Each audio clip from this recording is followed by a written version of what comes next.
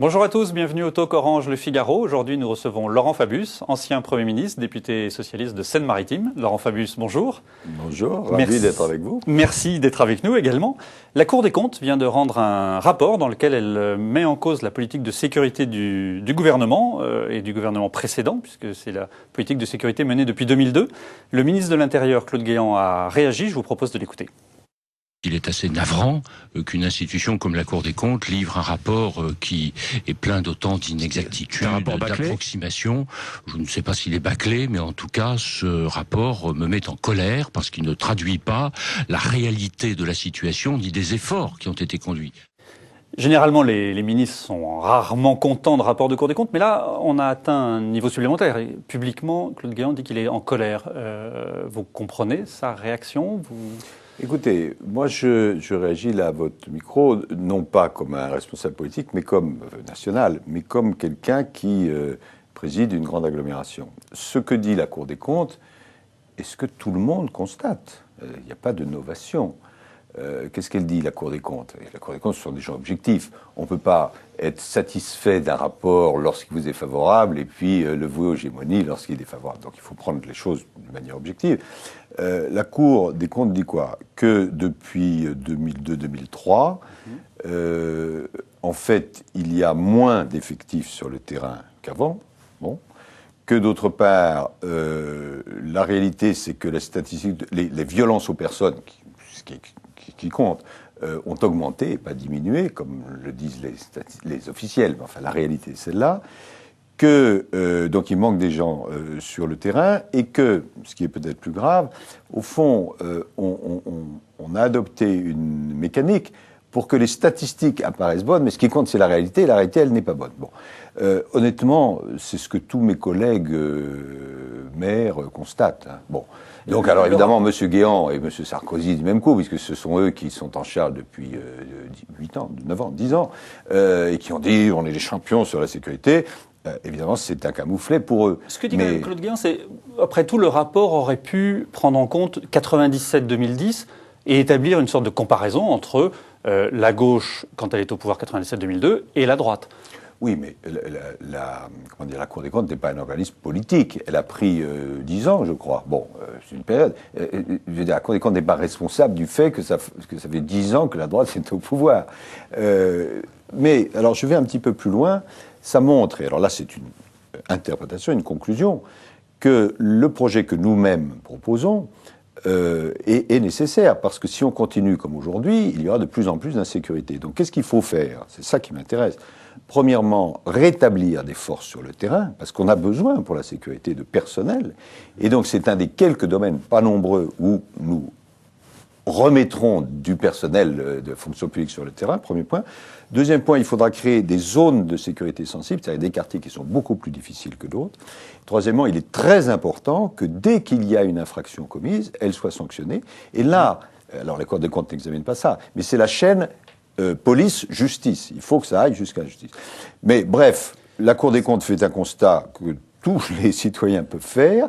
Et il ne faut pas, sous prétexte que ce constat est très critique vis-à-vis du gouvernement de la période, mettre en cause le thermomètre. Didier Migaud, ancien député socialiste et maintenant président de la Cour des comptes, un certain nombre, visiblement, d'auteurs du rapport qui en sont d'anciens membres de cabinet socialistes, amènent les gens de droite à dire, notamment Jean-François Copé, que le rapport n'est pas objectif.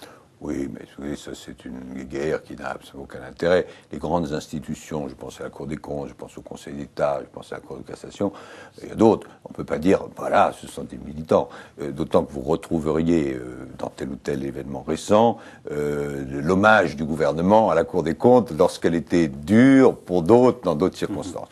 Donc, c'est le jeu classique. Non, mais ne mettons pas en cause les hauts magistrats eux-mêmes. Ce serait vraiment... Nous sommes pour un État impartial. La Cour des comptes est impartiale. Vous ne vous êtes pas exprimé depuis qu'on a appris vendredi dernier que le procureur de New York, Cyrus Vance, doutait de la crédibilité de la femme de chambre du Sofitel qui avait accusé Dominique Strauss-Kahn. Vous avez eu Dominique Strauss-Kahn au téléphone depuis vendredi dernier ? Oui, nous joignons périodiquement, mais avec Anne Sinclair aussi. Dans quel Mais état je d'esprit dois vous dire l'avez trouvé que nos conversations sont d'ordre amical, pas du tout sur le fond. Bon, je ne me suis pas exprimé parce que, d'abord, je n'ai pas plus d'éléments que quiconque, donc je trouve qu'il y a tellement de gens qui s'expriment sans savoir, ça n'a aucun intérêt. Et en plus, à cause d'un élément que vous comprenez, que vous partagez peut-être, c'est que si on s'exprime sur ce sujet, sur lequel d'ailleurs on ne connaît rien, on ne retient que ça. Or, nous sommes dans une période où il y a quand même énormément de problèmes qui se posent à la France et à l'Europe, et on peut avoir ses sentiments à l'égard de cette affaire. Mais moi, je n'ai pas du tout l'intention de faire de commentaires supplémentaires, et j'aimerais qu'on se concentre sur des sujets sur lesquels nous avons une prise, et pas sur celui-là. Il y a quand même 2-3 éléments, si vous le voulez bien, pour lesquels on peut revenir, parce que certains de vos amis au Parti socialiste ont évoqué la possibilité qu'il y ait un complot, ils ont cité l'Élysée, les services secrets. Vous êtes aussi dans cet état d'esprit-là ? On pourrait faire beaucoup de commentaires, je n'en fais pas. D'accord. Alors, peut-être dernière question, sur cette partie-là, mais sur une prospective, certains de ses amis ont estimé que peut-être il pouvait revenir en politique si jamais l'intégralité des charges tombait. Oui, bien sûr, mais je crois que ce n'est pas du tout l'état d'esprit actuel dans lequel il peut se trouver. Bon, sa liberté est en cause, sa famille, des accusations graves. Quand on est dans cette situation, on ne pense pas à qu'est-ce qui va se passer à tel moment pour la primaire, etc. Donc je crois qu'il faut lui laisser la paix, si je peux dire. Et puis, nous, en tant que responsables politiques, revenir à ce sur quoi nous avons une maîtrise. Dernier élément, Tristan Banon, le journaliste écrivain, a porté plainte, a déposé plainte cette semaine contre Dominique Strauss-Kahn. Sa mère avait dit à l'AFP que François Hollande et vous aviez été au courant de cette affaire. Je ne crois pas. Ce que j'ai vu, c'est qu'il avait été dit effectivement que François Hollande était au courant, je ne sais pas du tout si c'est exact, et il s'est exprimé là-dessus, et que moi-même, un membre de mon entourage aurait été au courant. Bon, je vais vous dire que je n'ai absolument aucun commentaire à faire, aucun souvenir de tout ça, et que je ne connais absolument rien sur le fond. Vous n'avez jamais été au courant de ce qui a pu se passer en 2003 dans cette affaire. Manuel Valls était hier sur RTL. Je vous propose d'écouter ce qu'il disait sur une partie du projet du Parti socialiste. Qu'est-ce qui n'est pas finançable et qui figure dans le projet socialiste ? Mais par exemple, les 300 000 emplois jeunes. Vous n'y croyez pas ? Je n'y crois pas, bien évidemment. C'est pas un peu gênant qu'un membre du Parti socialiste, qui a a priori voté pour le projet, dise aujourd'hui, et il est candidat aux primaires, je ne crois pas à une des promesses du parti. Deux commentaires ou trois. D'abord, il y a beaucoup de points sur lesquels je suis d'accord avec Manuel Valls, qui est un garçon brillant, et notamment sur un certain nombre d'intuitions qu'il a en matière de sécurité, de respect de la République. Bon, je me sens proche de lui là-dessus. Là, je crois qu'il a été pas très bien inspiré. Pourquoi ? D'abord parce que il y a une question mais là, qui doit être renvoyée à Manuel lui-même. C'est-à-dire qu'il a voté un projet il y a quelques jours qui comporte une série de dispositions. Bon. Et c'est un peu compliqué, ayant voté, ensuite de les mettre en cause. Bon. Maintenant, sur le fond, ce qui est principal, là, dans l'extrait que vous passez, il est question de ce que nous appelons les emplois d'avenir. Je pense que c'est utile, les emplois d'avenir, parce que, concrètement, et ce sont des sujets sur lesquels je travaille, puisque vous savez qu'on m'a demandé de travailler un petit peu sur la traduction gouvernementale du projet. Les socialistes et la gauche arrivent aux responsabilités, et nous avons 3 grands défis à relever. D'abord, un défi de déficit public absolument massif. Peut-être on en parlera. Deuxièmement, un déficit de compétitivité. Aujourd'hui même a été publiée la statistique du commerce extérieur de la France qui n'a jamais été aussi mauvaise. C'est un vrai problème. Et troisièmement, un déficit d'emploi. Bon. Il faut bâtir une politique économique, c'est celle que nous proposons, qui permette de répondre à ces 3 déficits. Et parmi les éléments de l'emploi, il faut pouvoir vite, passez-moi l'expression, remettre le pied à l'étrier d'un certain nombre de jeunes qui n'ont pas de formation. Mais ces emplois jeunes ont un coût. Alors, ils ont un coût qui a été évidemment prévu dans nos propres propositions. Il est prévu qu'au total, sur l'ensemble de la mandature, il y aurait 300 000 emplois d'avenir et entre 100 et 150 000 rapidement. Ce coût est pris en charge dans nos prévisions budgétaires, qui sont extrêmement sérieuses. Si vous voulez qu'on en parle, on en parlera. Mais si vous n'avez pas, ce ne sera pas la seule mesure, mais si vous n'avez pas ce pied à l'étrier, vous allez avoir 150 000 jeunes qui vont rester sans rien. Et donc, avec les conséquences que ça a sur le plan économique, sur le plan psychologique. Je ne dis pas que c'est facile, mais je pense qu'il faut le faire. Et rappelez-vous que lorsque, dans un autre contexte, avec d'autres modalités, ont été créés les emplois jeunes il y a maintenant quelques années, 80% de ces emplois jeunes ont terminé en CDI.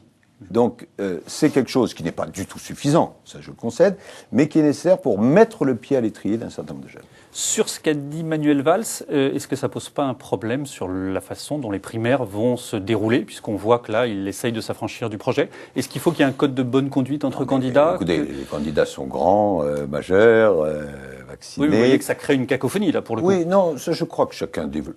Bon, je pense que c'est ce que fera Martine Aubry, que comme vous savez, je soutiens.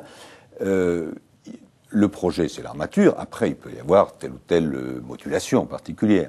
Maintenant, si, ayant voté le projet, après on dit le contraire, bon, chacun jugera. Mais ça n'est pas de l'ordre du code de conduite. Le code de conduite, il faut que les gens, et c'est tout à fait le cas jusqu'ici, et j'espère que ça continuera, essayent de mettre en valeur leurs propres propositions et leur personnalité, mais sans critiquer l'autre. Martine Aubry, pour terminer sur ce sujet, a bien démarré sa campagne, a fait un bon début de campagne. Je crois. Médiatiquement, il y a eu évidemment, on en a moins parlé. Oui, bien sûr, parce que elle a fait un premier discours de campagne qui était fort, qui était bien, qui était à la fois simple et à la hauteur qu'il fallait. Bon, évidemment, il y a eu en même temps de grands événements autres. Bon. Mais je pense qu'elle démarre bien. D'abord, elle est complètement dans la campagne. Bon. Et puis, je trouve qu'elle a trois forces qu'on va ressentir de plus en plus. D'abord, je ne sais pas si on dit ça pour une femme, mais elle a une densité qu'on ressent, vous qui la connaissez, vous voyez. Bon, c'est une femme qui dit oui et qui dit non. C'est pas peut-être, etc. Bon, et cette densité, elle se ressent et elle est nécessaire. Deuxièmement, incontestablement, elle a une capacité de rassembler. Bon, ça c'est sûr. Elle l'a fait au Parti socialiste, et je peux vous dire que c'est pas toujours le plus facile. Dans sa ville, y compris d'ailleurs avec les centristes, de manière très large, dans la gauche, avec les écologistes, et on en a besoin de ce rassemblement au niveau du pays parce que le pays est divisé. Et puis, excusez cette évidence, qu'elle partage d'ailleurs avec ses collègues, non rien, je pense que le fait qu'une femme puisse devenir la première présidente de la République, c'est un changement très important. Bon, il y a beaucoup d'autres choses. Maintenant, Martine Aubry est en campagne sur le terrain, tous les jours, pour apporter ses propositions, écouter, et bien sûr les uns et les autres, trancher, et je pense, oui, que le départ est bon. Laurent Fabius, merci d'avoir répondu à nos questions. Merci à vous. À demain pour un prochain talk.